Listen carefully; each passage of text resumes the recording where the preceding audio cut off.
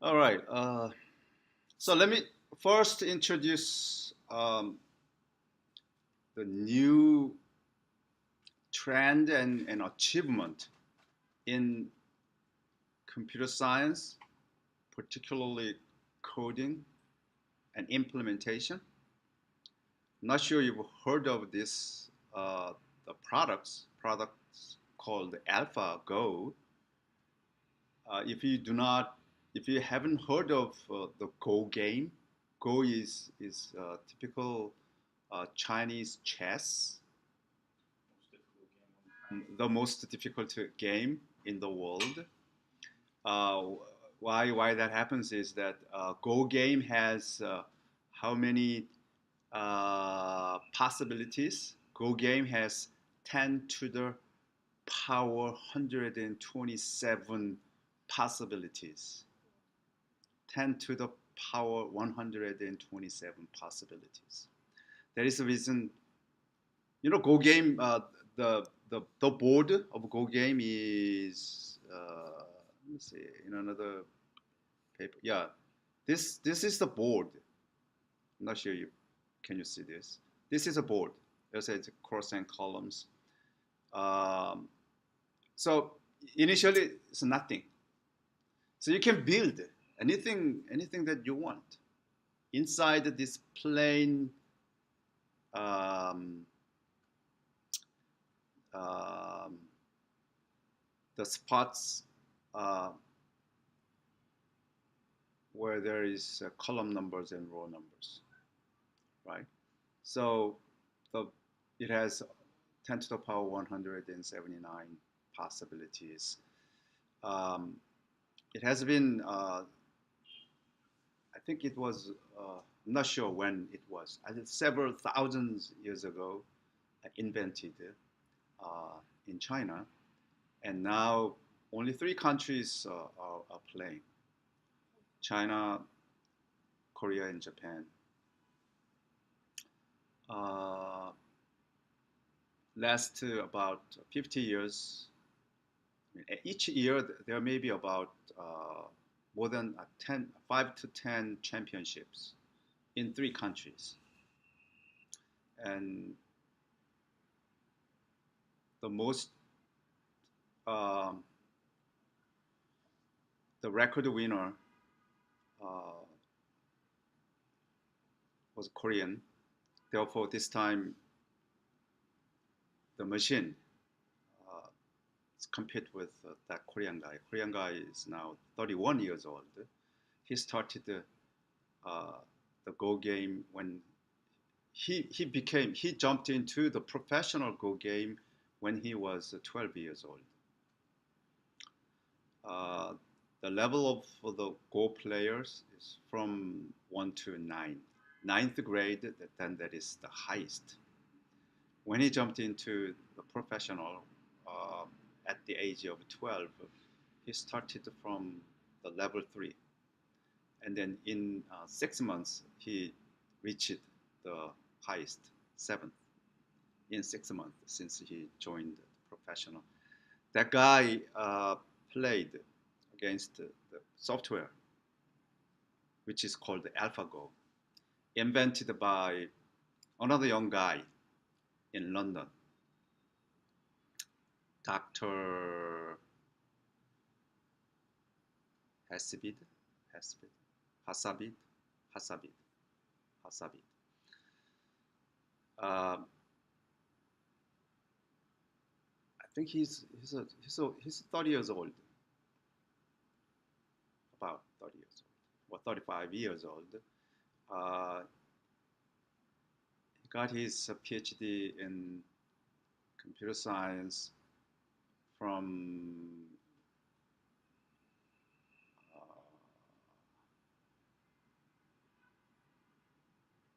University of London College or something like that.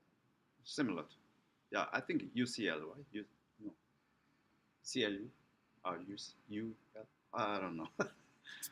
You can find it. Yeah, but anyway, but he invented the company called DeepMind. DeepMind. and it was acquired by Google. But actually, Google six uh, by I think six billion. So it became rich,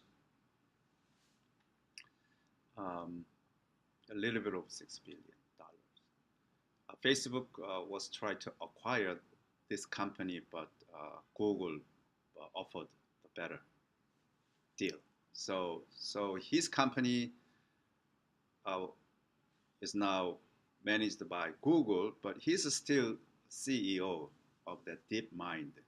What he did there is using um, very well-known concept, uh, which has been developed in computer science for several decades, which is a neural network,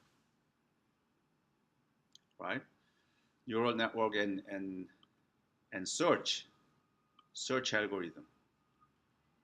But this is not just a neural network. When I see this article, but this uh, they don't release the code. I mean, if we know the code, then we can learn more. Um, but there is a tree search. It's not just a binary tree search, possibly uh, multiple branch trees searches. So that is key point of a search, and then uh, technique behind this search mechanism. I think that is a neural network, and then they released some of the technique there. See here, I mean, the form is like tree structures, right? It's not necessarily binary tree. This is a simple explanation, but I think if you have here the beads, white beads and black beads, then uh, in this situation, if it is black tone, black movement, then black bead can be in this position or that position. Not only these two, but arbitrarily many positions, which is n-ary branch trees possible, right? So they can expand the possible trees from the given um, um, the the boards. Okay, given board, there's multiple possible options. So the computer evaluate those options. This technique has been long. This is a very basic in artificial intelligence course, right? Have you taken an artificial intelligence course? You did, yeah. It's like tree search mechanisms. Um, always, if this is my turn, then we have to think not only uh, uh, make my movement, but uh, I need to maximize my movement while uh, to minimize my opponent's following movements. So we have to um, calculate that um, the evaluation function. But if this tree grows wider and deeper, then the computation is almost impossible. This is uh, uh,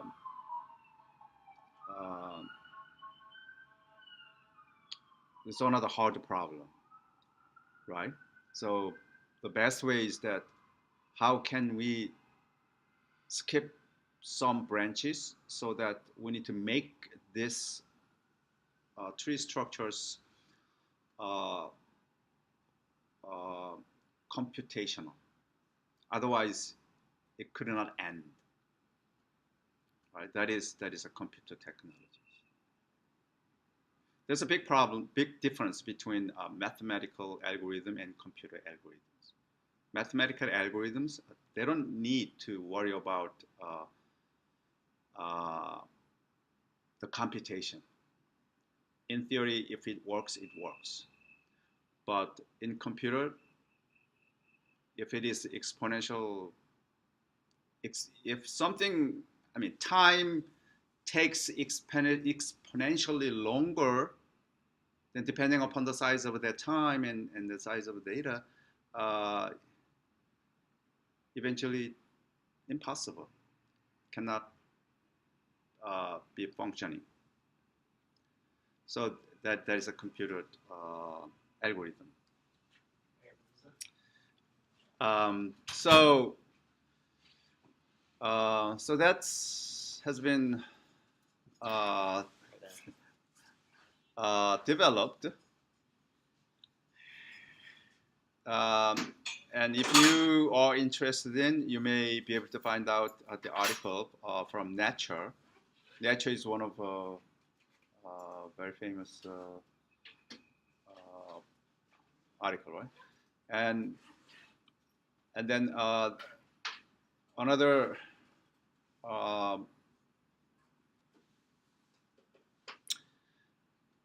articles shown in this magazine, The Economist. So artificial intelligence and Go showdown. The third game will be held tonight, 11 o'clock in South Korea, which is the third game. They plan the 5 games, but the machine already defeated the human first 2 games. Before this happens, last year in London, there's a European champion, the Go game champion, so Mr. Hu, it's a Chinese guy.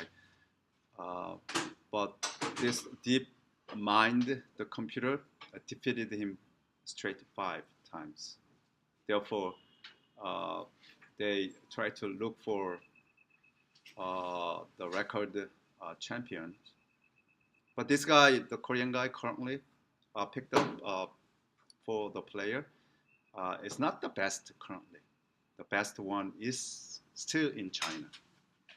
Best one means, I mean, record-wise, he is record champion, but at the age 31, then it's a little old.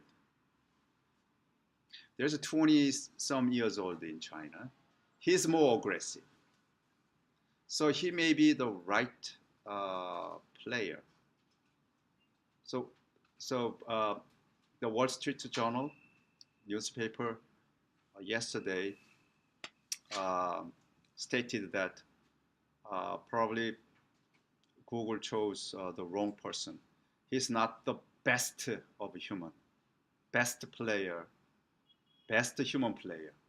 There may be another best. He may be the second or third best. So another one, which means in this, even if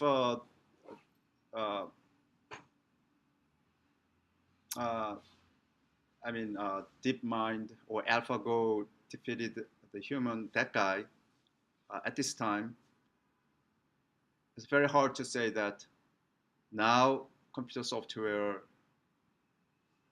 outperforms human thinking. What do you think? So number one question to you, I want you to think. Another question that I read this article and I was thinking of, and many articles, even Wall Street Journal stated that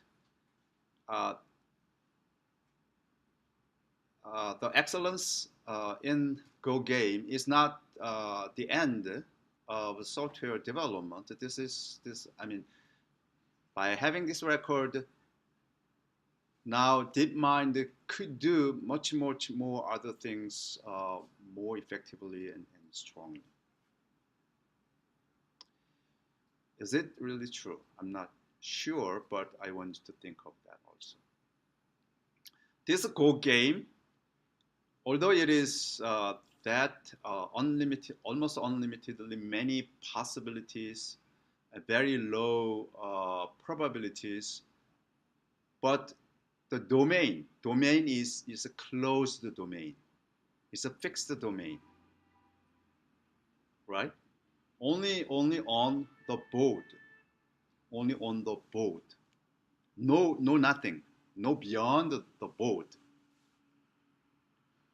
Although it is so big number, 10 to the power 179, it's a very big number, but still there is a limit. But human thinking process has no upper bound. Maybe there is an upper bound, but we do not know the boundaries, right? We do not know actually. But apparently, Go game, we know all there is a boundary. That may be the reason the neural network and tree search can work more effectively.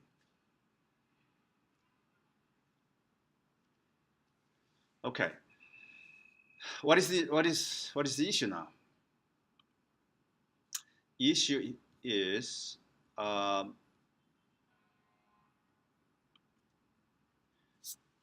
program that you could think, program that you want to develop needs not only functionalities but also security, right? Your whatever the program that you code should be secured. Number one, secured these days. Number two, it should be intelligent.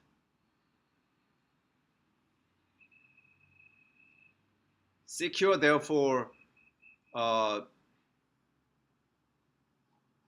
if your program runs and deals with sensitive data, then that should be kept by your program, right?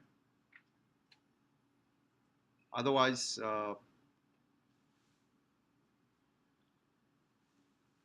um,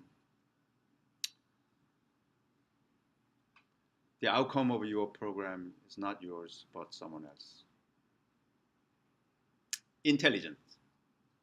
If your program could do only dummy and simple things, then no one wants to use your program, right? Your program needs to be intelligent. In the security domain, your program needs to protect against attack. Attack program becomes intelligent also. It's not really one method, so go straight forward. If it is protected, then give up. There's a typical attack uh, software. But now attack is if I mean depending upon the context, depending upon their defense, they tune uh, to go through. Therefore, your defense program should be intelligent. What happened in that Go game? Um,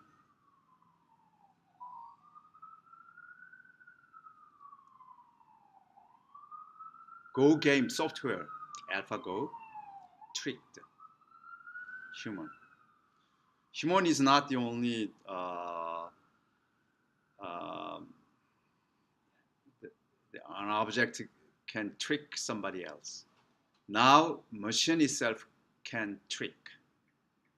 So the player, human player, confessed that he saw in the middle of the game, he saw the software mistake. So movement was not acceptable. No one make in history. No one, no professional Go player moved that way in that context, but software moved it. So he thought, oh, this is a flaw. This is the flaw of this software. So that he defended and he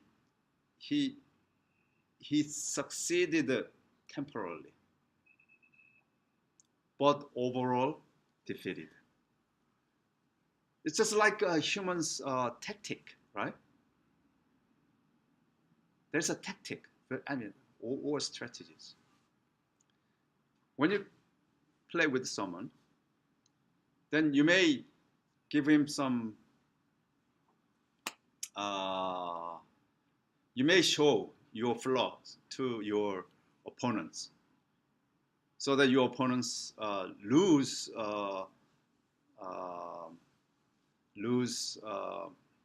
emotionally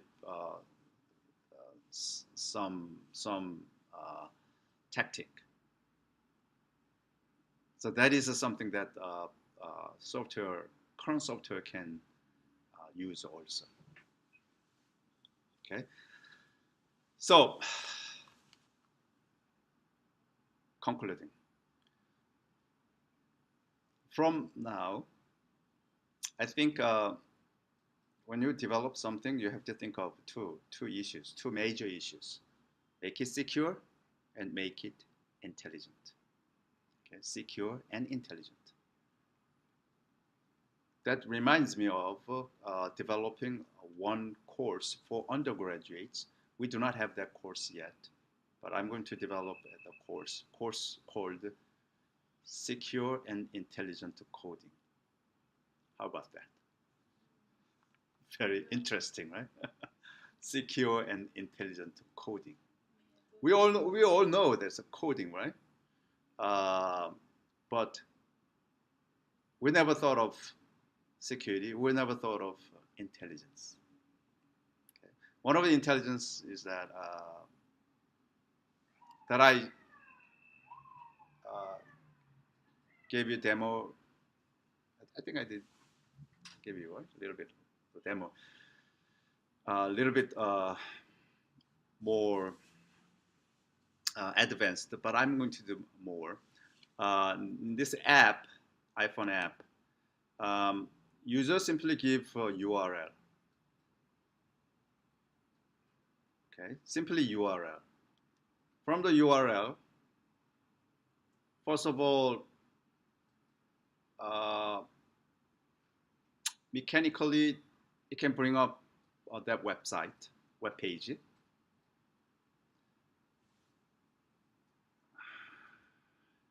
But did I show that to you?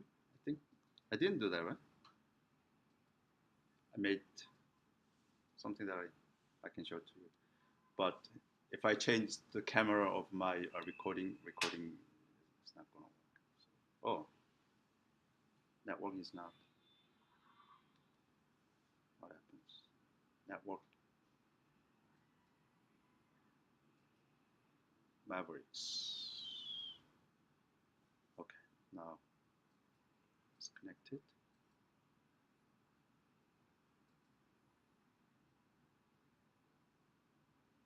Okay, done. So I can. So it's similar to the previous ones. So up, I have a URL, and bottom, little more. I'm going to put more here. I mean, online students cannot see this, but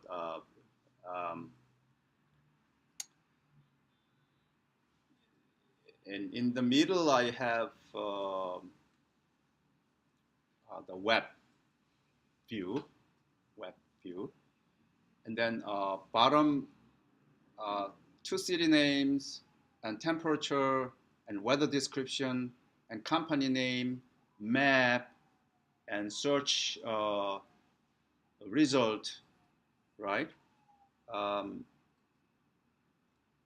But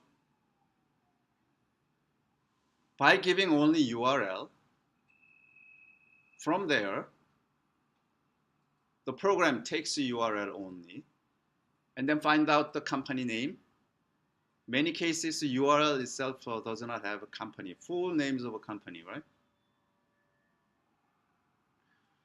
www.mercy.edu, then we may know that that is a Mercy University or Mercy College. Still is not clear, right? Is it Mercy College or Mercy University? But full name needs to be known. Where can we find it, right? There's a little bit intelligent, right? And the location of that entity, it is not known. It's not shown in the data that we enter. Data that we entered is only URL. We need to find out that. Right? Weather information, same thing. So many such things available right now. The issue here is how can we gather such information more intelligently, more powerfully, and then we can integrate them. The data that we can bring into our app is not static, but dynamic. Dynamic meaning that it's not the data that we stored, but data that's available somewhere. So we simply extract and collect data for services.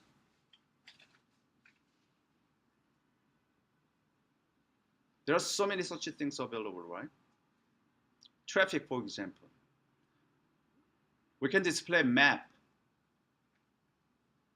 Map may be static, but traffic is not static.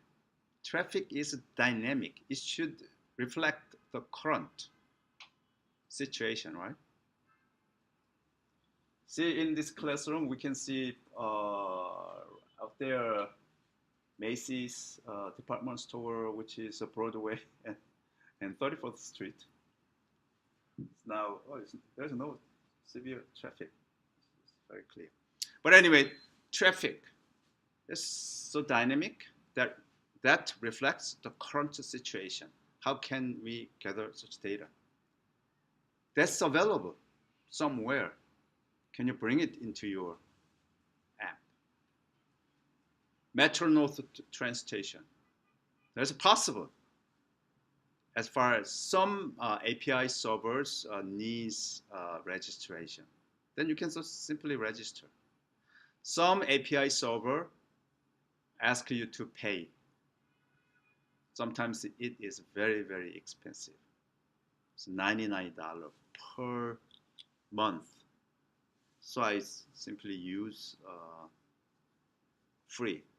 If we subscribe to free service, then limited data.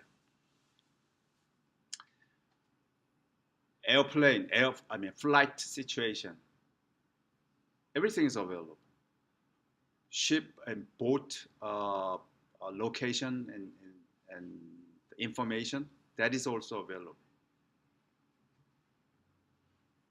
Movie schedule, that is also available, right? Bus schedule, of course. You can think, what else that you can think you could have? Another intelligent programming for your app is, by the way, I want to plan around this time. I'm going to set up the proposal submission date of your group project. So I want to say, Huh? a screenshot so they are doing and I send it to you. Sorry. I saw yours, but this I need more. Yeah, I replied back to you. Yeah. Okay. So yeah. By the way, what is the requirement of this class that I initially planned? Do you have exam for this class? Did I say that? I mean, did I say that in the syllabus? We can check. Yeah.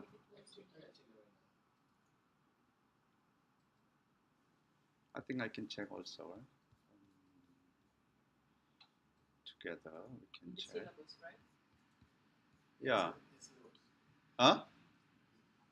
She's asking if it's a syllabus. Yes. According to syllabus, there is an exam. No, she's checking right now. Oh, she's taking.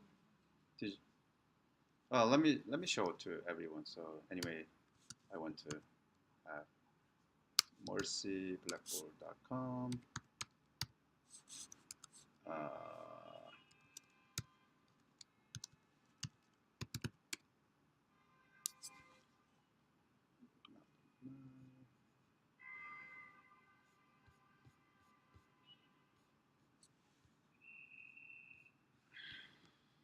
No, because of assignment and semester project. Only assignment and semester. Yeah. Oh, which is good to and you. Then participation and no exam? Yeah, no, I'm looking at that. Wow. Mine comes up so quick. Yeah. No, there is also yesterday last exam, 25%. Oh, so we have an exam? Okay, 5% participation in 50% semester project, assignment to 20%, exam. Yeah, I may give you homework, I mean not homework, take home exam after spring break, maybe sometime in April. So you can take the exam, which is only 25%. Yeah, 25%. Okay, don't worry too much about that. I'm not going to ask you to do the coding. Coding, I ask you here, right? Assignment, anyway. So no coding for the exam, but only theory and a little bit of thoughts, right? That's what I want you to do for the exam portion. All right, so let's get to, probably today is the last day of iPhone apps development. Hopefully, if we finish it, last time we did the file, we save data on file and retrieve. Today we will use database.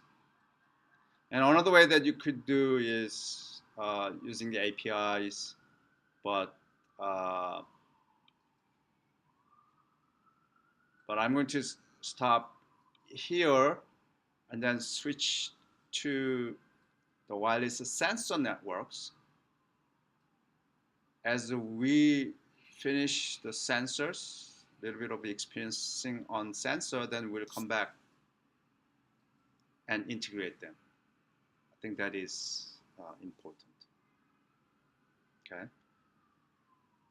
Then your smartphone, your iPhone, talk to the external remote server. One of the remote server here is others. There's your sensor. So gather data from your sensor. Okay. API server that is given by some other distributors. For example, weather API, then that is given by, I do not know who, right? Another API is that if you give a URL, then that server gives you back IP address, the number, right? That's possible.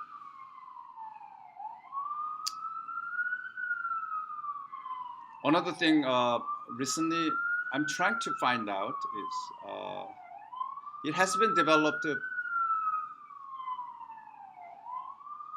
about 20 years ago in Princeton University. So word ontology issue. The product name is called the WordNet. What it does is that given a word, it means so many different things, right? So depending upon the context, according to WordNet, your software can understand what it means. Typical example at that time was that if you simply say a chair, chair, chair means so many. Chair means the chair, the furniture that you can sit, depending upon a specific context. Chair means a person in another context, right? Department chair. Or yeah, chair means maybe execution in some other context. Electric chair, for example. There are many different meanings. So that WordNet has that uh, definition of the word meaning depending upon the context, and therefore it can give you synonyms, for example, and also it can give you a structure of some hierarchies of that word. For example, if chair means furniture, then the concept above that chair is simply furniture, right? But chair as a departmental chair, like human, then concept above chair is maybe faculty or person, people, whatever, right? Chair, if there's an electric chair, then maybe execution methods. What kind of execution methods available? Electric chair and beheading and so many, or shotgun or injection. What else? Choking and give toxic and then. Or do you have any good idea of execution? Oh my God, no, please. What I want to say is, from a religion point of view, I don't think anybody have the right on this earth to execute anybody. I don't care who you are. You mean you don't think Ethically, Yes. it's not right. It's just right. Anybody have a right. has the right to give execution? I mean, anybody? I just Yeah, want- there is no human rights to end someone's life. No. Yeah, I agree with you. Right. Me too. I'm just trying to believe in, from the religious background I had, Mm-hmm. from what I learned. Is there any other religion that that allows? I mean, as far as religion, then Well, I don't think so. right? I No, just- there's no such religion that can Yeah, my permit. mind just telling me that nobody on the universe have that right, no matter who you are, That's right. to take a life away. Mm-hmm. And God gives somebody. I think it's just against human ethics. Right. Any other concept of chair? No. Maybe in my mind, three typical, right? Similarly, there are so many such word that can be interpreted differently depending upon context, right?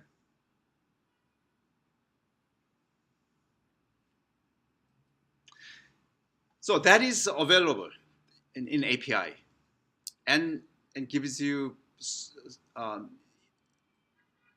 the same data in different format, XML or any typical types of data or JSON formats, and many different formats. Formatted data can be served from the WordNet as a Princeton products.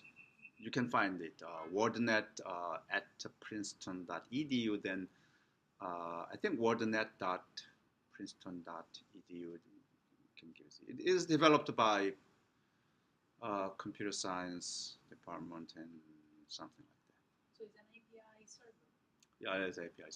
And also you can download the WordNet standalone program. But what I want to find, for example, remember that the app that I am now currently developing. There is a search, right? Given a URL, certain page. If I want to search, for example, Pamela, then Pamela is not simply the word that my dictionary can understand, so that my dictionary may say that, oh, probably this is simply a unique name. Then find out from WordNet, then it is surname. Well, last Pamela is your first name, right? First name. No, yes. Okay. Pamela means what? Nothing. Nothing. Okay. Anyway, search something. Okay. So what happens here is that data. Look at this slide. Data that can extract it from sensor. Sensor typically from our body sensor. What we will do in this class, we will start with general sensor. For example, light, temperature, movement, okay, distance sensor. We have such sensors available, so we can practice that. And then hopefully I'm going to have a body sensor. There is a cheap body sensor that I found, like a muscle, so-called EMG sensor. There's an ECG, EEG, and EMG, three different sensors available, right? EKG, there's cardiologists, like our hearts can be monitored by that sensor. EEG, that is our brain, it's EEG. EMG is sensing the muscle. M is not really muscle, but I mean, this is an acronym, but EMG is one word. I don't remember that, but I can introduce that when it comes to it. The sensor, there's a very cheap sensor available, about 40 or less than $50. The EMG sensor kit. Okay, so I'm going to purchase. Many times I purchase by my personal expense, because it's very. Otherwise, I have to request to the school. It'll arrive. Next semester. My interest is gone. After my interest is gone, so if I want to test it quick, then I want to buy it. But there's a chip, so it's not really a big issue, right? So I place an order sooner. The quality, therefore, it's not. I do not know. $35 sensor. I mean, this human body sensor may not be reliable, right? But still okay. We can test it. So we can place in our muscle, and when we move our muscle, then I do not know what kind of data that it can send, but we can place it somewhere here, and then we can. They are connected to our Arduino Uno, and Arduino Uno has a transceiver, Bluetooth transceiver. That I purchased 3 of those transceivers, so that 2 can be used by you, I'm going to use one for my demonstration. So, so you can communicate with our smartphone, our iPhone. iPhone right now has three different types of communication available, right? As you all know about Wi-Fi, first of all, that is possible. Cell signal can be received, that is possible. But we are not going to do play with the cell signal in this class. Okay, cell signals can be played in our wireless network. That parts has been, I mean, it arrived after the last semester, but we already had that. So in this fall, when we have that wireless communication, wireless network class, then we will use that. What it does is that we have our own cell phone, and then we have the cell signal small tool, which is called the GPRS, General Packet Radio Service. So you can receive, you can talk with your commercial device. That's a cell signal. Another signal is Bluetooth, right? Bluetooth. That is a third signals, and Bluetooth is a right protocol that we can use to communicate with our body sensors. Body sensor. Therefore, cell phone is on our hand, and sensors attached to my body, so there is a short distance, can communicate very easily, right? So what happens here is that data that can received from sensor, by analyzing it, if person needs to see a doctor, then we can enter hospital URL, hospital address, www dot, I don't know what hospital, okay, whatever that, hospital.com. Then web page comes up. And then I can type, because I do not know, but I probably know somebody, so put his name or whatever, okay? Then from there, because this patient wants to see and contact the staff members of that hospital. Therefore, through the WordNet,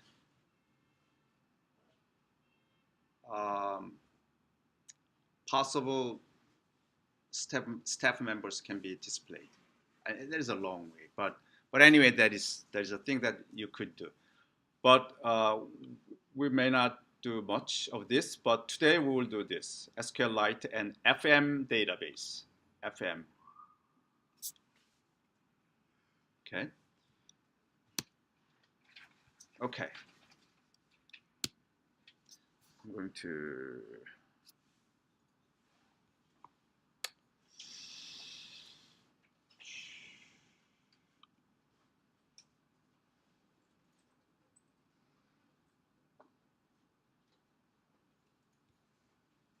okay. So you need to download the SQL Manager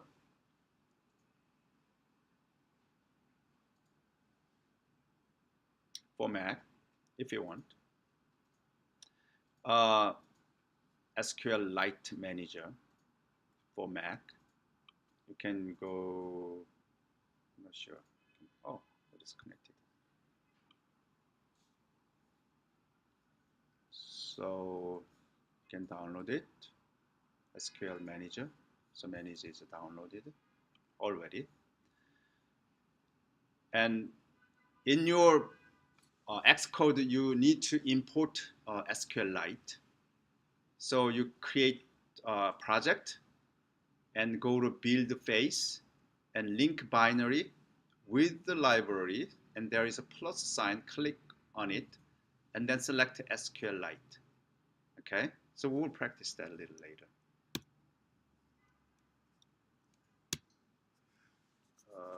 Okay. After that, another thing that we need to download is Flying Meat database, so-called, in short, FM database. FM database. Flying Meat. Looks like delicious, right? Why do we need a Flying Meat database? There is a gap between SQLite and Swift. Swift written in Objective-C, SQLite written in C. C and Objective-C are in the same family, but they are not exactly the same. So there may be an unforeseen conflict or unknown. See, when you do coding, any single data, if it is not defined, then there is an error, right? Any single. Therefore, should be handled by something. So we need a wrapper library, which is, in this case, Flying Meat database. So what you need to do is, on your database handling apps development, first thing that you need to do is to include SQLite, as I said. In your project, link binary with the library by clicking plus sign. You need to add it. And then FMDB, Flying Meats. Flying Meats, in Xcode, there's a top menu where there is a source control. Okay, there is a drop-down menu where there is a checkout. There you need to enter GitHub, github.com and ccgus/fmdb.git. Okay. We'll do that later all together. Okay, therefore, and one more thing that you need to do here in your project. See here, therefore you have all kinds of FM. And then this is your typical Swift coding. And then there is, if you see here, this is like C code. If you still remember the C code, then there is a .h file as a header file. Find out breaching-header.h file. Your project name -breaching-header.h file. Open it, and then you enter this. # import, and within double quote fmdb.h. Only this. Okay. Then after that, you are ready to use it. What happens here is that this is a simple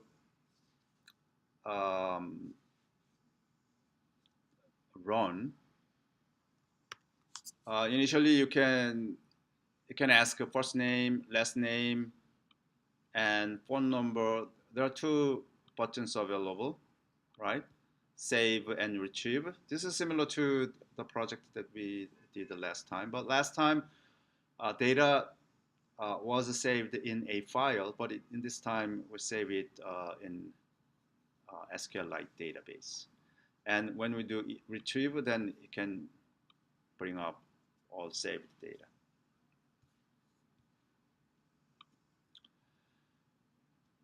Okay. If you are interested, you can take a look at some of this.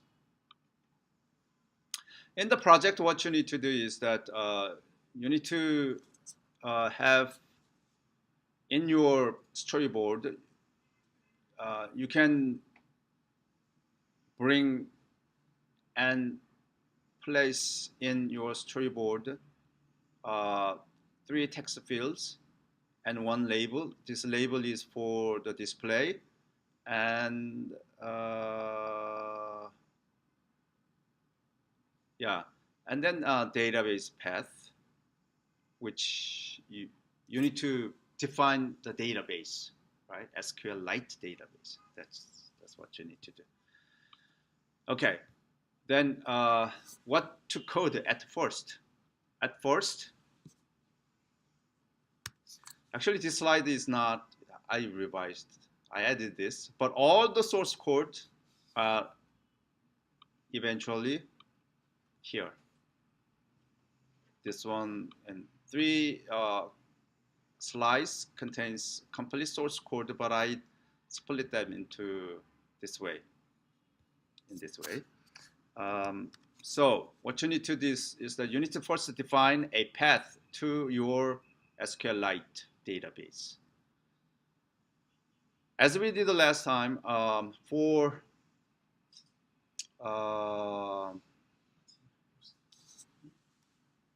well, this slide is not, but at all the source it's there, but I split the source in this way. You're gonna post it, right? I'm not sure.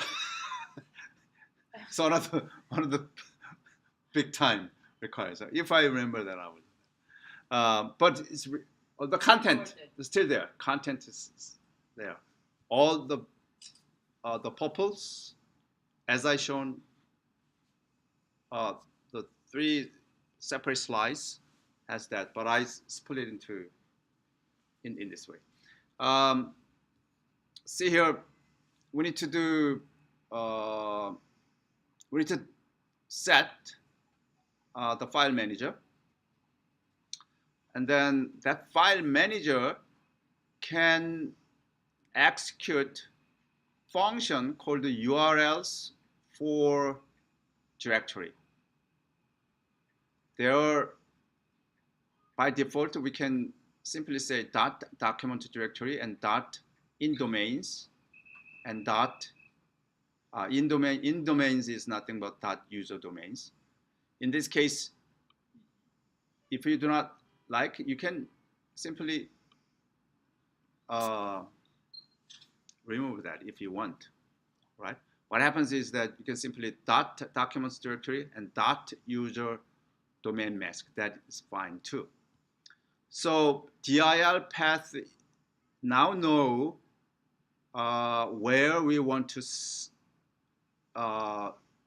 create our database.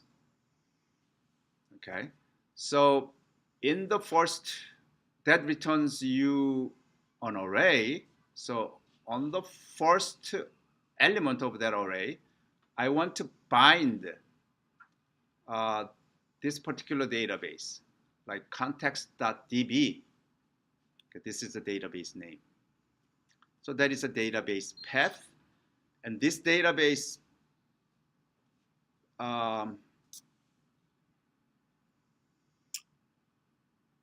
okay. So database is now created, and then we need to create a table. Okay. So first thing that you need to check here is that this is our file manager that we defined here, right? If a file manager does not have a path to the database, here we have exclamation mark, right? If there is no database, then we need to create database, right? So FM database now came up. FM database now creates a database. And then open it. This is a creation of database. Actually, creation is simple this. This was FM database, that is database creation. and database name is in our, it is pointed by this reference. Reference name is contactDB. So next coding block is going to open that database and then create a table. Here, this is a database language. Create table. If not exist contacts, contact is table name, table name, and this table has an attribute ID, attribute first name, attribute last name, and attribute phone. So 4 attributes are defined in this table called the contacts. ID, that is a primary key, and it is increased automatically, which means you do not have to do anything. Automatically increased. What you need to do is that you can enter 3 the following values: first name, last name, and phone number in all text. So this is simply right now is SQL statement. SQL statements. It is not executed. Just SQL statements.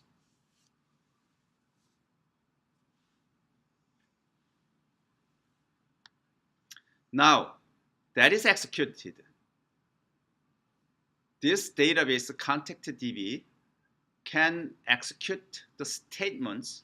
Statement is SQL underscore STMT, SQL statement, which is nothing but this SQL, DDL, data definition language, to create database.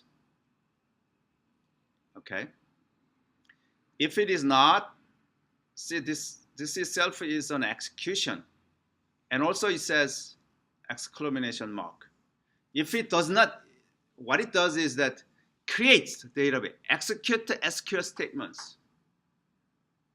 If it execute successfully, then it returns true. So we don't have to do anything. In these statements, we do 2 things: execute and check. If it doesn't execute, therefore returns false. If negation and this action, then we can print the action, the error statements, right? This is one thing that you cannot see in typical programming language. Typical programming language is that if it is an execution, then we execute separately from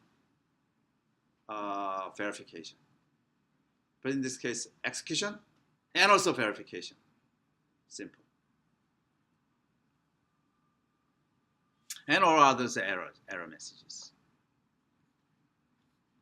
So database is created in this way, which is that you have this already, right? There's 3, and then this is simply print statements. And if FM database and creates and open the database, this is in your slide. And another thing that we need to do is then how to save it. In order to save, then you need to, well, first of all, we need to assume database created and database already created. Then we need to populate, right? Population is in SQL.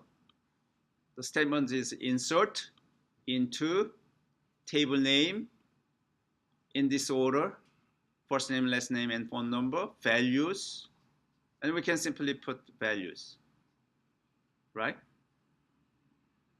This population can be done only if our database is open.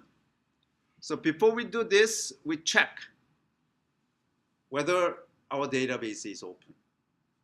So this is a database that we already defined, right? contactdb.open. So let's open it and then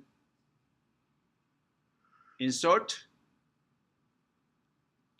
and then we execute updates. This is insert SQL statements. The values is not hard-coded, but values is from the graphical user interface, because we ask user to enter first name, last name, and phone number. So take those user input. See, this is a variable, first name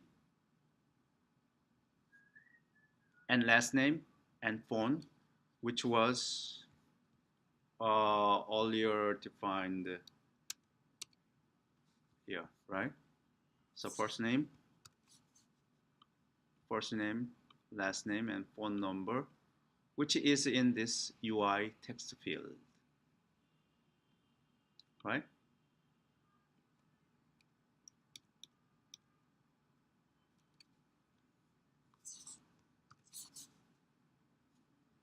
And we simply execute it. If it executes, then it is saved. We don't need to do any further.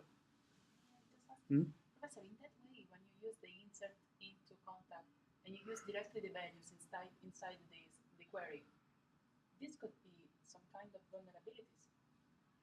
Of course. Okay. Because Yeah, I know this is not secure. No, it's not. Right. Okay. As is. This is, So what is your suggestion? What What is your suggestion? Yeah, I know you've done SQL injection. Yeah, because in this case, all the input that you can enter in the first name, last name, phone number could be a particular Right. way to retrieve all the database without even knowing directly Yeah. the import from that. So that is exactly that we need to make this secure, right, and intelligent. So there, right now there is no intelligence, there is no security. But in order to do that, we need to sanitize the user input value, right? If it is first name, then we need to find out if it is really first name, and there is a limit of the characters, and to see if it is really human name, human first name, right? Through connect to WordNet, and last name and phone number also. It should, there is some format of the phone numbers usually, so it should be checked. There's a secure coding. What about intelligent coding? In this case, Another way to do that is, as you said, is try to check the input before accepting that in the query, or do a binding the parameter after the execution. So it's before the execution, you have to check that the SQL correct, the query is correct or not. If it will correct, it will also check also the double quote, because it means that you are going to enter it that way. So if the query is valid, you can use it and execute the update. Right. Two ways to do that. Freestyle, the text fields have always security issues if it is freestyle. Therefore, these days, they give you the options. I mean, the data, like drop down. For example, state. Give me your address, and then when it comes to state, then it's limited. Only it doesn't allow you to type, but select from our fixed list. If it appears NYW space YORK, then that is the only the value that we accept. We do not accept NY. We do not accept one word New York, or we do not accept whatever, right? Small character or whatever, right? So that we can manipulate, we can sanitize user input more strictly, but that is inconvenient. It doesn't. It's not robust to all arbitrary users, right? Somebody from some other countries, then they do not have those limited states for their address, some other, right? But if you allow free style, free size, then there is always vulnerability issues. Then what should we do? We need to have some other resources to verify, right? If it is a really, really known address, there may be maybe Google has APIs. Google has a map. Therefore, they have all legal addresses. For example, 11 Broadway. I'm not sure there is a real specific location in that address. 1111 Broadway, maybe, but not necessarily. Not all numbers, phone numbers available along the Broadway in New York, right? Then every time we access Google database and check before we save it, before we execute SQL statements. That's good comment. So there's a secure, right? And also intelligent by knowing some. Another thing is, another intelligent way is sometimes, I mean, there's a convention of address, writing address, right? Convention is any word, uppercase initial, uppercase first letter, and then remains a small letter. So there's typical, right? Convention. But rarely somebody all capital. When I say all capital, then the first time it's new to me.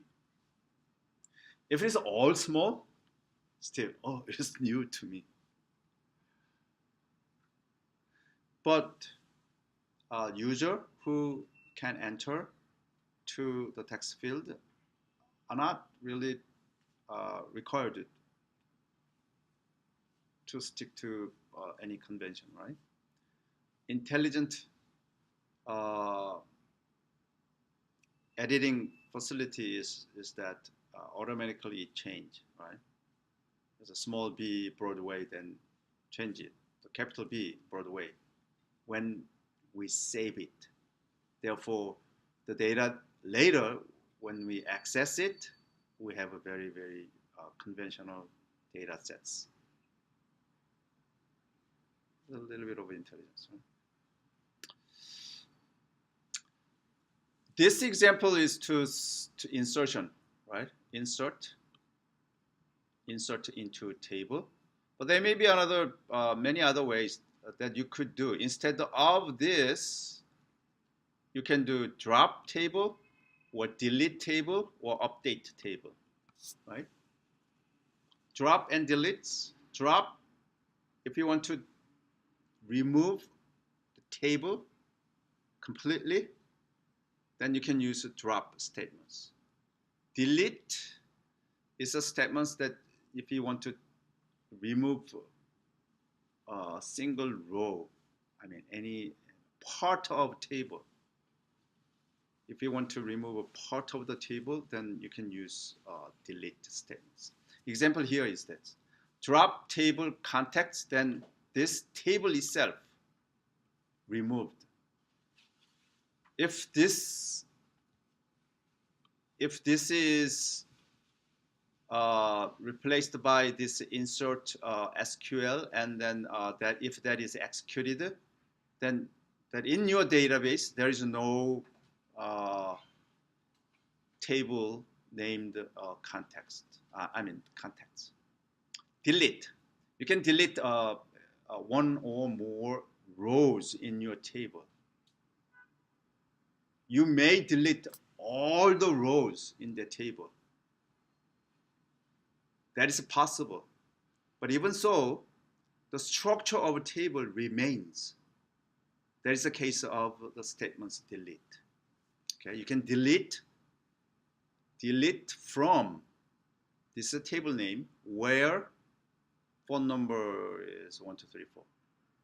Actually, phone it's not phone NO, right? It should be phone NO. Phone NO 1234. Update. So another statements. Update and table name, set, and then any assignments. Last name equals Vanderbilt, where last name equals Yoon, and then phone number is that, phone and all, again here.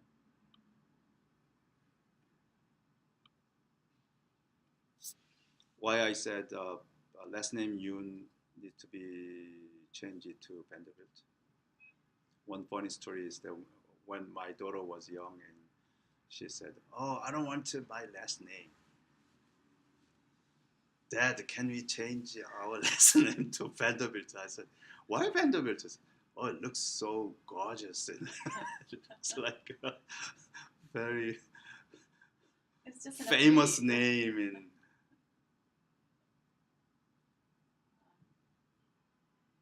a few days ago, when Nancy was passed away in CNN News, one of her best friends, who is Mrs. Vanderbilt. So Vanderbilt had an interview with Cooper Anderson. Cooper Anderson's mother is a Vanderbilt. It's a little fun, right?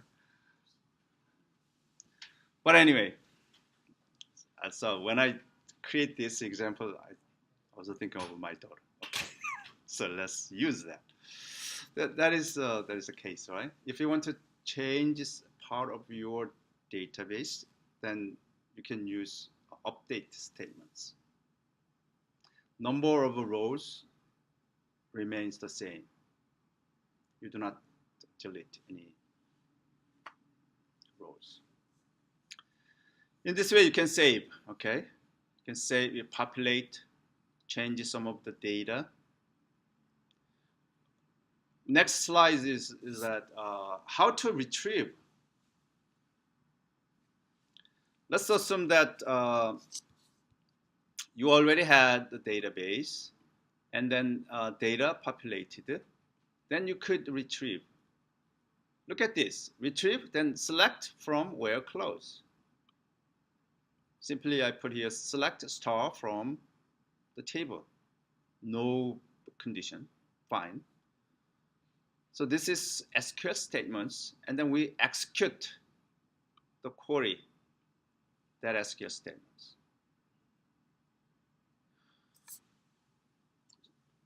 When we save it, then we execute updates. After that, there's not much things that we need to do, right? But retrieve, once executed, after that, there are a lot of things that we need to do, right? That is the whole purpose of retrieval. Once you retrieve, then what? Then we have to do something with the data returned from that execution. That's what we do here. So one of the example here is that as we have a while loop, right? While result is uh, result is a reference. Type of result is FM result set. Why there is the question mark? Because that is optional, which means there may be null. Right. So there's a question mark or exclamation mark. Question mark is optional. So when you use,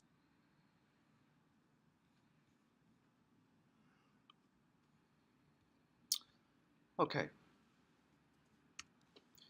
what happened here is um, the outcome, the output from the query execution is nothing but a table, true, false.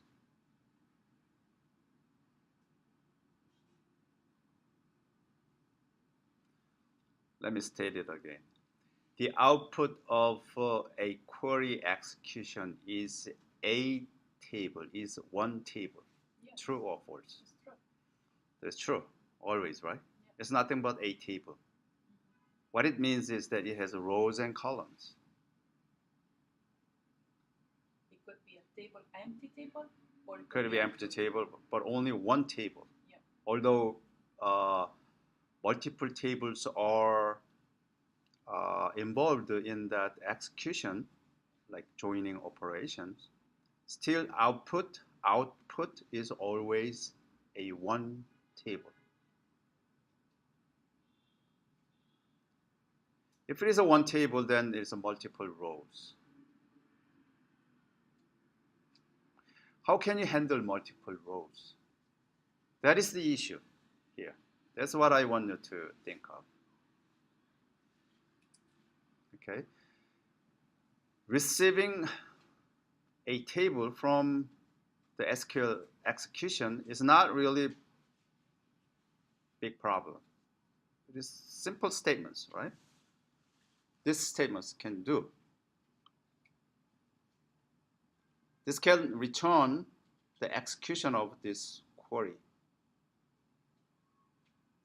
Usually, the apps programming is, the big portion of coding efforts occurs after you receive from the query execution. What you are going to do? How can you display it? If you want to send it out, then how you could do, right? So all issues needs to be considered after you receive the SQL execution. That is here. How to display on a iPhone? Okay. So this should be maybe in a list. You need to create a list, and then here we have an iteration. Result. If there is a result, then next. If there is a next result, which is true, then we need to read the data and then append it to the array. So we need to use an array, and each time when we read, then we can append it. After that, you can display the array, entire array, the standard output, or this entire things into that display, that on your smartphone. Okay. This is get ready function when your smartphone first view is loaded, then your database is created, right? That's what we looked at. Remember that the table context is created, and after that, how do you save it? Then we saved it this way, right? This is a save, and if successfully saved, then you can say it's a saved, or otherwise, if it is exclamation result, if it returns false, which means not saved, then you can say fail to save. If it fails to save, okay, simply that, and then retrieve, select from where. Before you do, as I said, you need to create a list, which is array data, which is a list of a string. We can create this, and then if it is not empty, then retrieve first name, last name, and everything, and make it one statement, which is called the temperature, and then that temperature is added to that list. List is array data here. This is the array holding all the rows. That is the array. That is the list. That is the list that contains the table, which is returned from query execution. So this is nothing but a table, array data. And that array data is now simply displayed. Okay. You don't need this actually. You can add this back here if you want, right? But I did that here, which is I want to, after one row, I want to make a new line, new line. So I did extra here. So this array is now, this list is now changed to temp, and temp is entire array, entire list is displayed, or entire list is printed in the standard output. That's it. Okay. So in order to do that, you need to create storyboard. Storyboard is very simple, very similar to the last time. This is as you download SQLite Manager on your MacBook, therefore you can run your MacBook. This is something that you can verify the database that you create from apps in terminal, on the terminal. So what it does is that here, your database is stored. Look at this. This is very carefully. This is your home, right? Jaeyun. In my case, CD library. Go to library, and then there is a developer, CD developer, and core simulator, and then devices, and find out a specific device. This is the device name. If you run multiple times, then at each time it can have a different device. So you could have different database. So you can find out one device, and then there is a subdirectory called the data, and another subdirectory called the container, another one more containers, and then one more data, and then application. Okay. Under that application, I think this is the device, and this is I think I'm not sure. Yeah, this is a device name, and this is application, and then there's a documents. When it comes to this, the documents on that application available in that device, then you can see the database name, contacts.db. Once you have this, once you get to this location, then you can now run SQLite 3, that is the command line database management program. So SQLite followed by database name that created by your iPhone app. Then prompt is SQLite. This is a prompt that you can get. This SQLite has a command in addition to SQL statements. So command is, first of all, you need to choose the database. So you can say dot databases, then you can see the database name. Yes, somewhere here. And then if you say, this is a prompt, and if you say dot tables, then you can see the table name, contacts. And then there's another prompt. You can issue this command, SQL. Select star from contacts. Okay.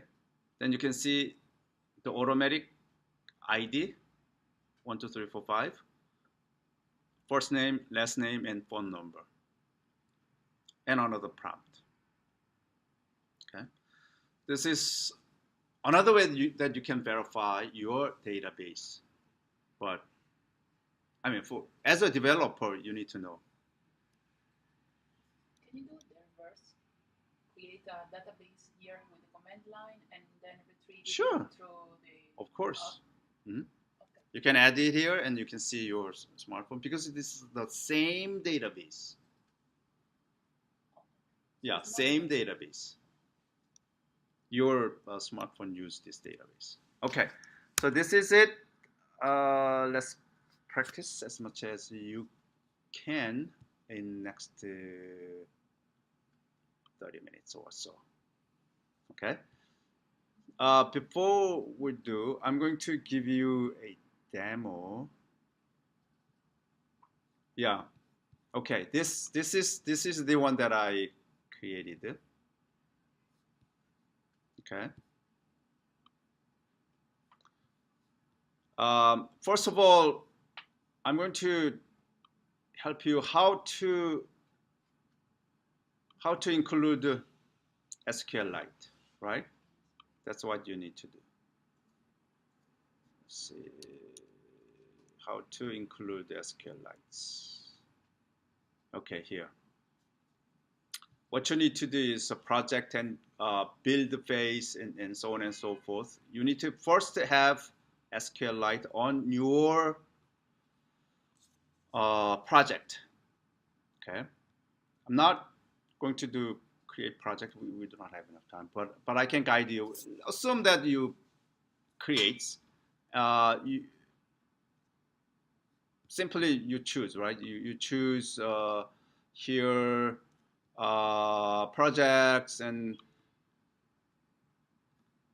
make it. And for those who do not know, we can do example of SQLite phone book and organization name and identifier. You don't need to change anything. Button, next button, click and this is the location that you want to save. If you do not want to, then you can change it and then click on the create button, then that is created. So this is your project. If you don't do anything, but if you go to right, uh, the first menu here in this uh, what is this? It's code editor pane, right? Editor pane, navigation pane, and utility panes. In this editor panes, on top, also you have menus from general capacity to, I mean, capabilities to build the settings and build the face. Click on build the faces. Then right now, um, four faces. Third one is link binary with the libraries. Zero item was bound. So click on that triangle, then you can see plus sign and minus sign. I want to click the plus sign to choose, to include. Right now you don't see that, right? So simply type SQL. Then you can see SQL Lite.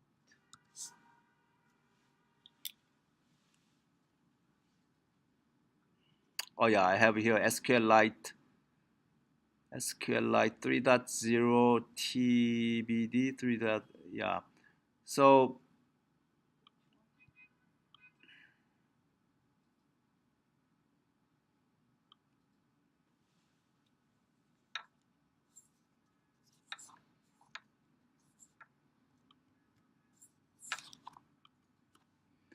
click both by click one and then holding down shift, then you can click both of these.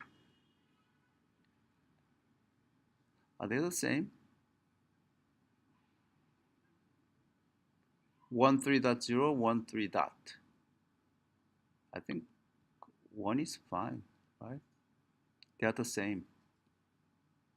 So 3.0 or 3 dot. Let's click 3.0. So add. So that is there.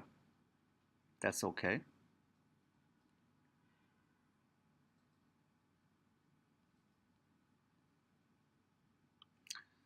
Close that and come back. So we have that. SQLite 3.0.tbd. So you have, I think, all possible.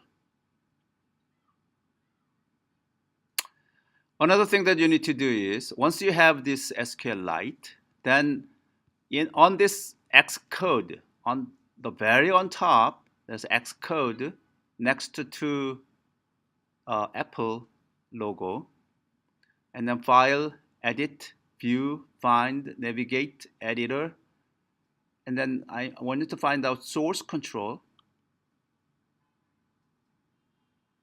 What are we going to do? We need to download the Flying Meat database, FM database. FM database is not in the bundle that you downloaded. So that we have to access GIT hub,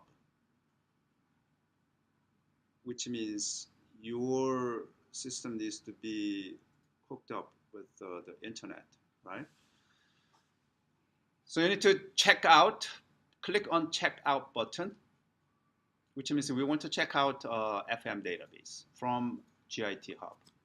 Click on that. Mine, I already chose, so you can see that. If you do not have that, then you need to type it here. The bottom text box, you can type https github.com/ccgus/fmdb.git, then you can see it.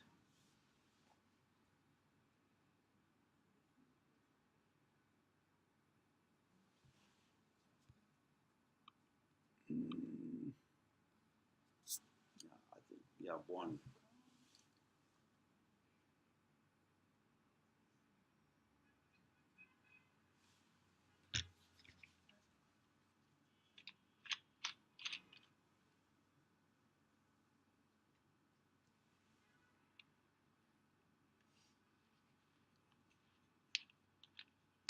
FMDB makes the program a lot easier.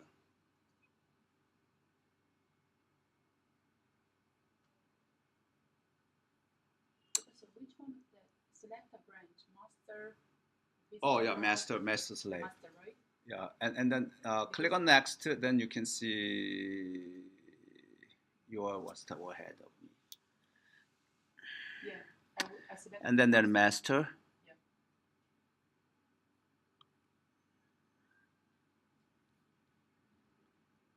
Next. Save as. Save FMDB documents. I don't think we need to do anything but download.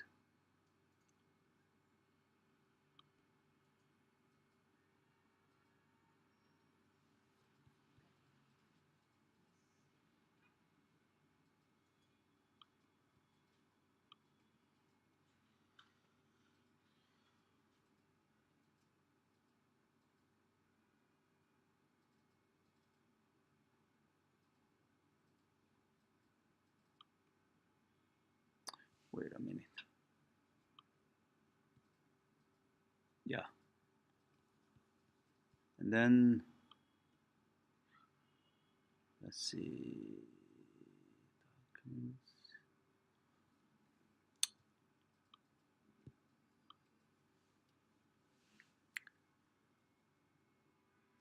FMDB source.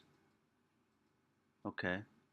Master save. And then in FMDB, source FMDB. Okay, go to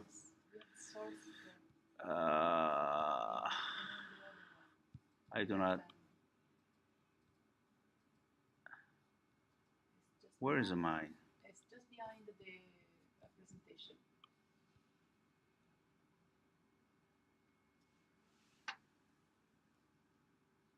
I lost mine. Is there another? Yes, you open to. Download execute. Yeah. Now I need to do that, right? Oh, this is the same as that one.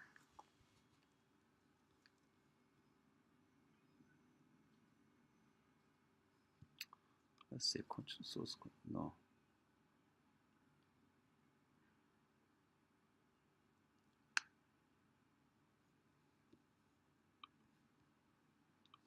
I lost immediately. Let me close this. Yeah, here, just behind. So if you come here, then there is a source and FMDB and everything here. From here, click on while holding down Shift 2 and bring them to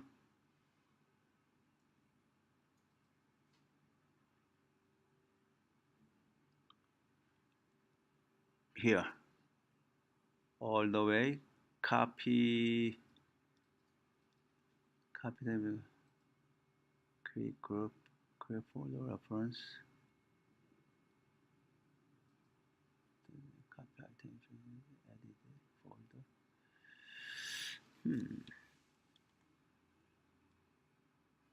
Copy item. Let's try it. Simply click finish. Create bridge header. Yeah. Okay, everything. And then click on that. And I think I have that already. That is there. Right? Import FM. Oh, it's now very intelligent. See at the end, the bridge.header.h, it should import fmdbh. It is already there. fmdbh. Oh, wait a minute. Not this, right? What are we going to do here? Include include the following in the bridge header file. We do not have that. Bridge. Here, the last one. Yeah, here we need to do that. Here we need to pound sign import and this file fmdb.h fmdb.h that should be chosen.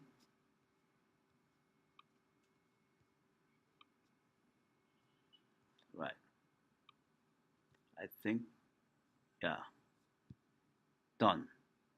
Now we are ready. After you set up this, then go to storyboard and create as we did last week, text fields and buttons, and then label for display, and then all the code, simple codes after that. So what I'm going to do with you, just create database. How about that? Okay, create a table, and then we can see if that table is stored. Okay. Well, before we do, I'm going to show you a demo. Where is my?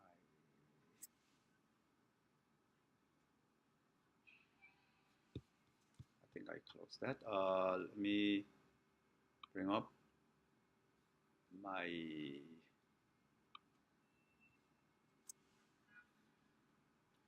database phone.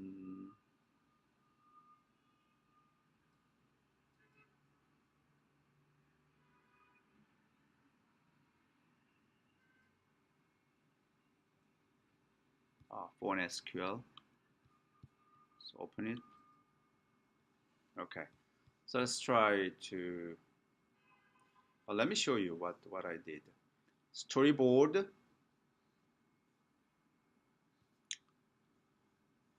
Uh, only this small, right? I have text fields, and then two buttons, and then label. Simple. And only one file, one Swift file, which is a view control. I create, I connect uh, three text fields and one label. And this is a database. In the given function is a view did load. I create context DB. This is a context DB. Create the context DB. And then in the file manager, check the whether it exists. If it doesn't exist, then that is the time that we can use FM database. This FM database takes this path that we defined here and create the database called the contact DB. Okay. So this.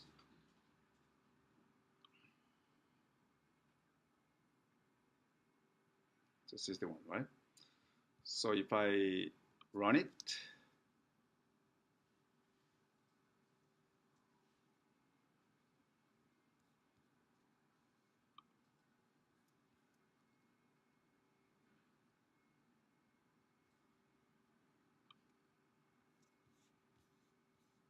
okay. So we can put first name,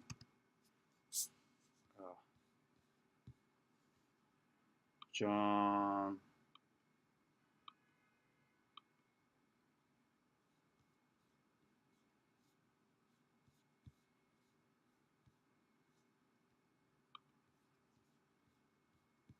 and last name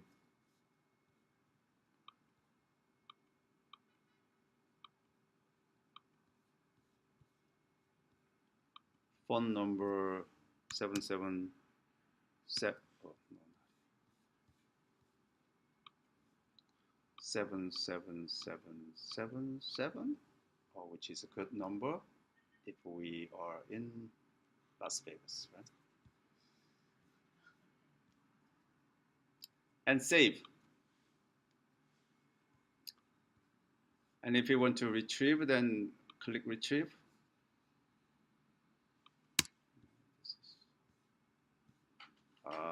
I didn't handle this. This virtual keyboard needs to be resigned, right? There is a function called the resign dot something, but it didn't. So I don't see that. But one thing that I want you to have here is that how can you do it in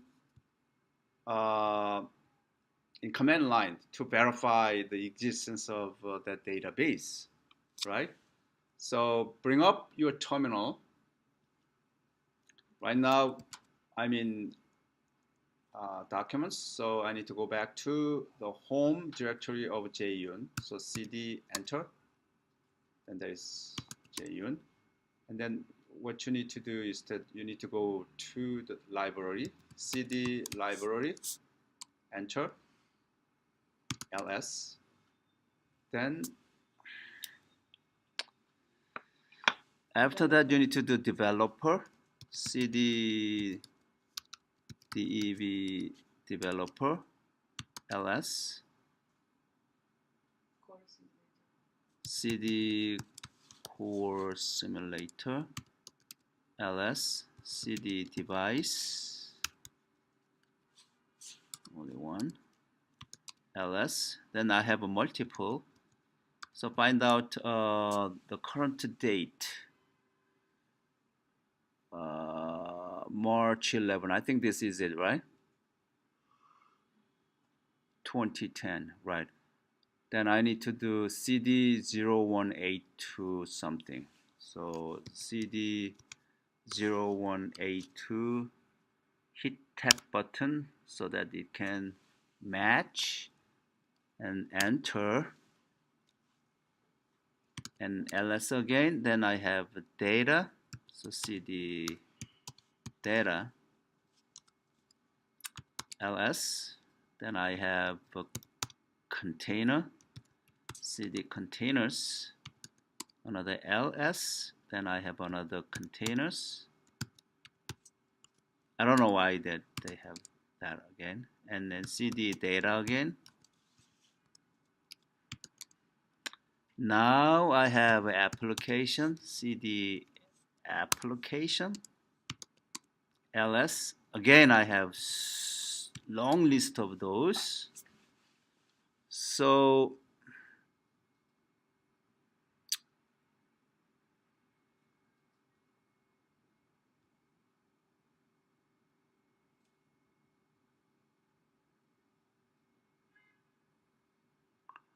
how can I find out? March 11th, right? No, there's a device, but this is a develop. Application was developed.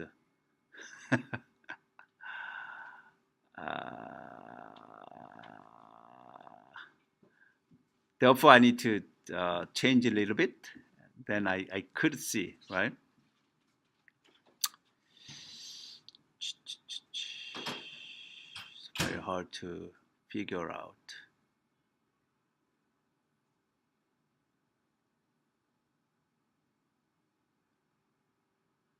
What I want to do, I need to close that. Then I don't have that. But still I have that. Okay, thank God. Then I can change a little bit so that there's a new developments. So I can print more. Just checked. Okay, new development. And then run it.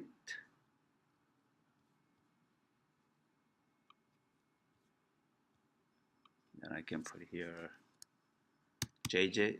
If you retrieve now, you will not see the same database, or Probably not. I'm not sure. I did because I cannot see it right now.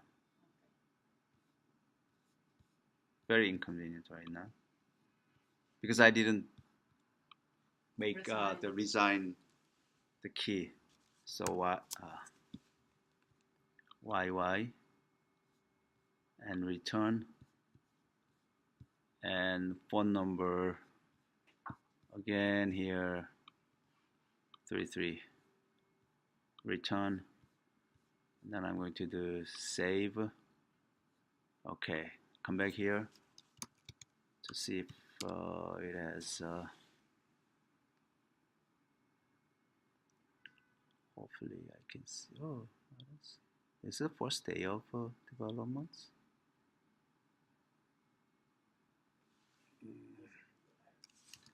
PWD start from the beginning again. Library cd develop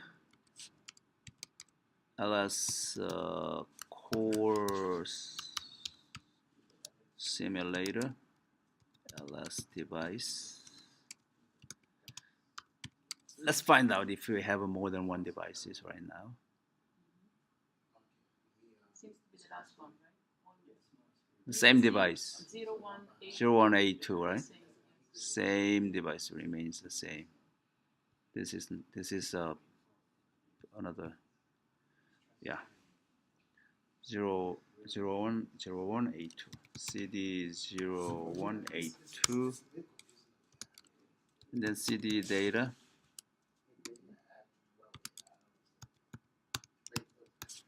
container CD container CD data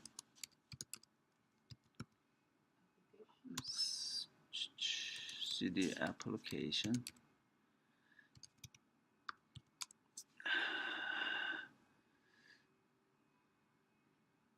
Because so many applications, it's very hard to see which one contains the database.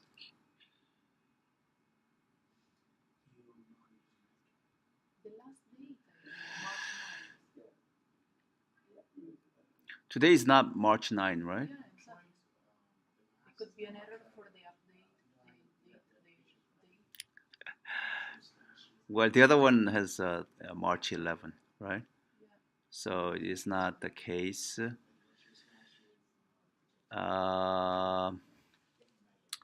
Yeah, try with that. CD March 9, F for 27. See what happens. After that, documents. LS, I have no database.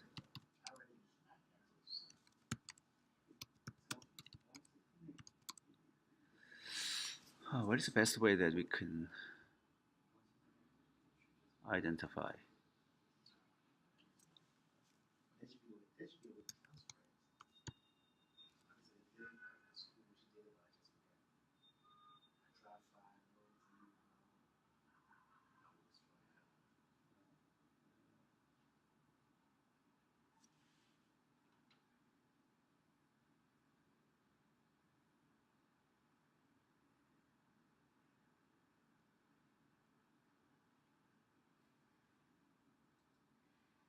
I need to find out. 20.04 maybe. It could be Where? March 3 at 20:04 time. BEBE39.1. BB. Someone that could be around this time. If we are looking Oh, for the time wise. yes, Oh, maybe there's another clue. Well, this is, I don't know. it's the only one with 20. Anyway, it has different timestamp. This is only for developers purposes, so it is very hard. Is there any way that we can see here somewhere? Professor, is there? It's BE. Look at the Where? just at the bottom. Yeah. Oh yeah. BE. Yes, that one. Yeah, that's what I. Oh yeah. Remember that here I put print. Yeah, this database is located at. Oh, that is good. So we need So database is located at that. So yeah. That way we can find out BE 397. So come back here. Yeah, you're right. BE 397. So CD BE enter. Yeah, and then CD documents. Now we have a context database, context.db, right? At this point, then you can also you have to download the SQLite manager and install on your Mac. Then you can do SQLite 3 and then database name, context.db. And then you can do .databases. Then you can see the database and .tables. Then you can see the table. Table is contacts, right? Here you can issue SQL statements. So select star from contact, semicolon and enter. Then can you see here? This is recent typed that I typed here. It's J- the same, JJYY33 and 5 7s. So you were using this twice in two different applications. It was registering the same record in the same database. Yeah, the previous ones there. So. Yeah, in order to find out manual database, as we accidentally done here, you better do this. You better check the location of the database so that you can clearly find out where physical database is located on your device. This one was displayed here on your editor pane, the lower right. The way that I did here, this is located at that. Okay. Any other questions? No means no interest. No means a little bit confused. A little bit confused. So it's not yet to ask specific questions. Understand that you do not have specific questions. Okay, so let me summarize.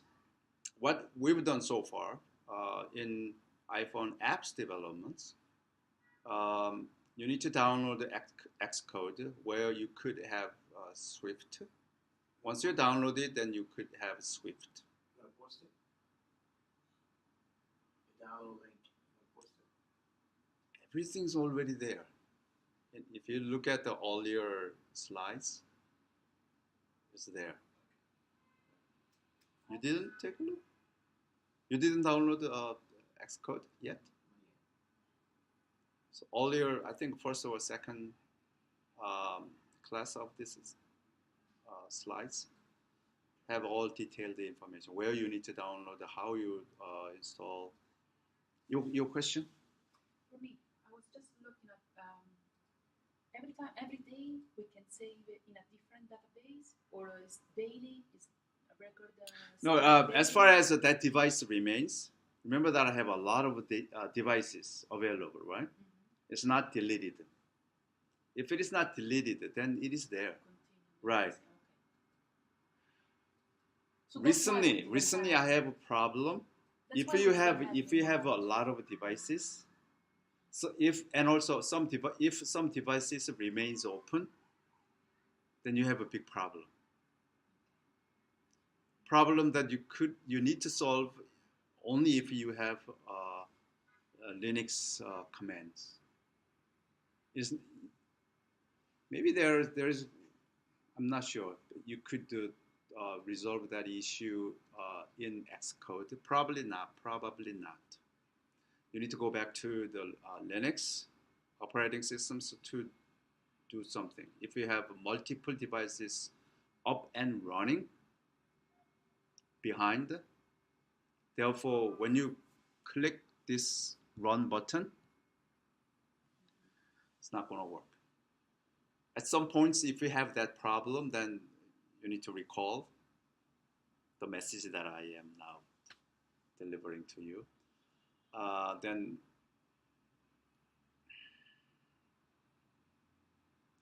Then what you need to do is let me process quit. How do you quit this SQL? Then dot quit, right? Then you can get back, and then cd. Then immediately go back to your home. And in order to see the hidden processes running, so that somehow it holds uh, uh, emulators, then you can do ps minus ax. Then you can see all the process. See, I have so many still running, right? This is one issue I do not know how to solve these issues. So many is running behind. Probably I didn't do clean, right? So many. The command is ps minus ax. If you want to kill some of those, then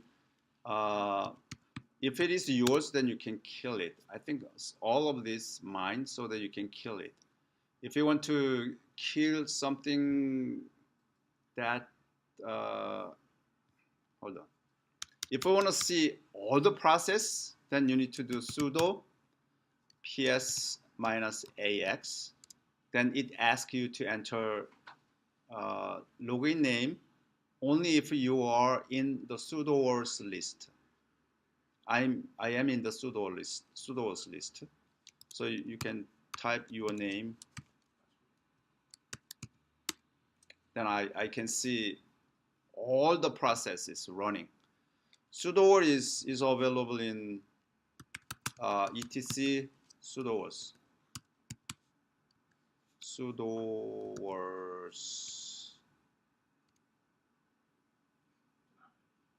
So what you need to do is sudo again. Then those are the sudoers list. So I am in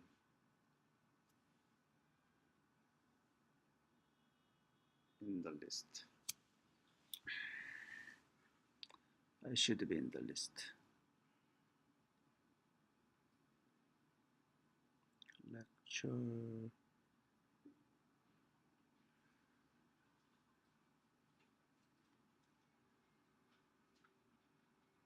Somewhere in the stores list.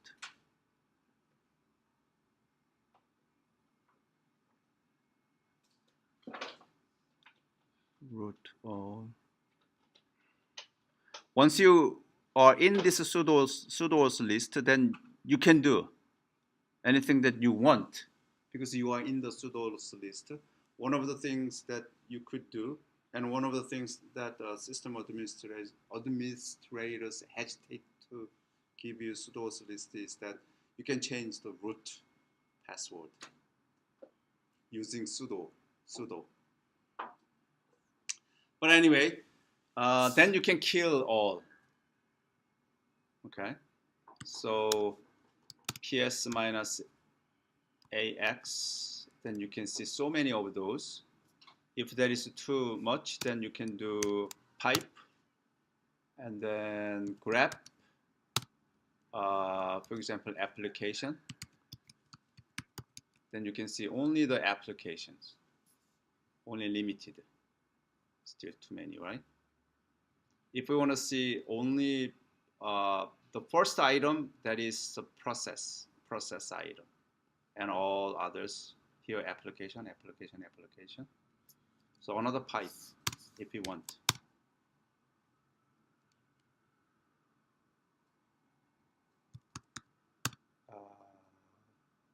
I don't know. So many others. I don't remember that. Minus F3.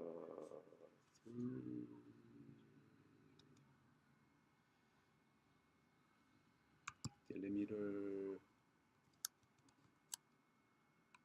Yeah, some of the. Let's see.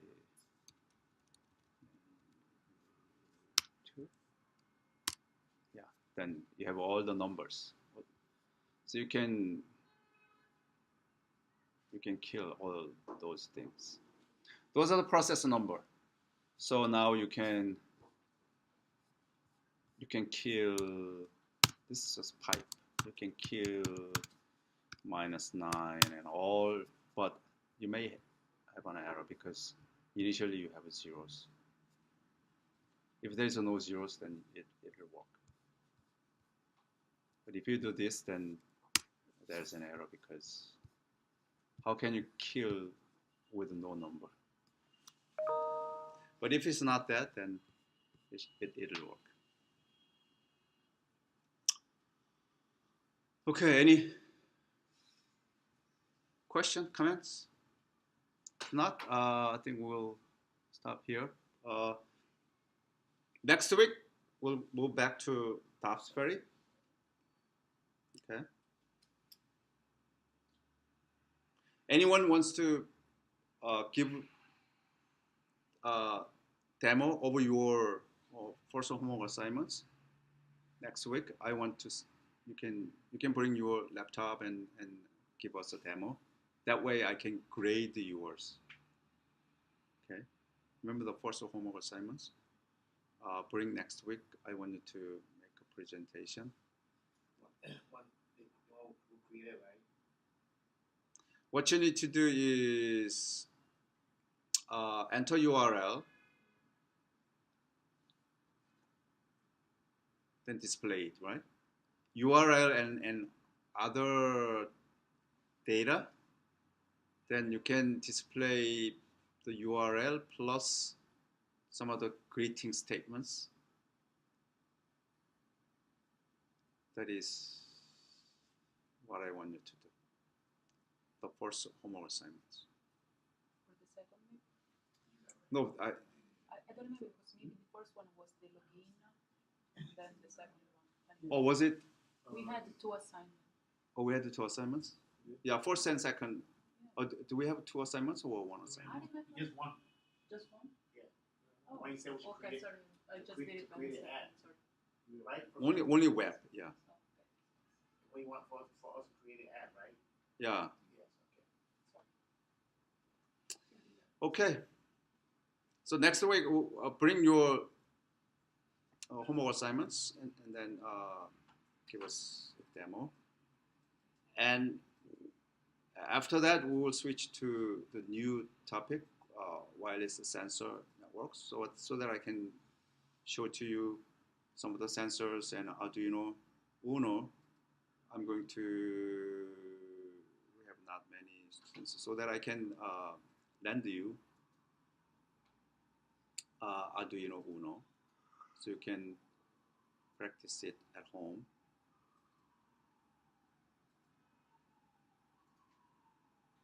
Yeah. All right. I'll see you next week.